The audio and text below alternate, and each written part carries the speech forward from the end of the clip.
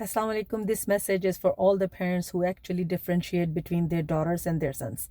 It's very important to understand that every daughter and every son is completely same, and you should treat them with the same kind of utmost respect, love, care, and without any discrimination. It's important to actually develop the same kind of confidence and same kind of trust among your daughters as your son.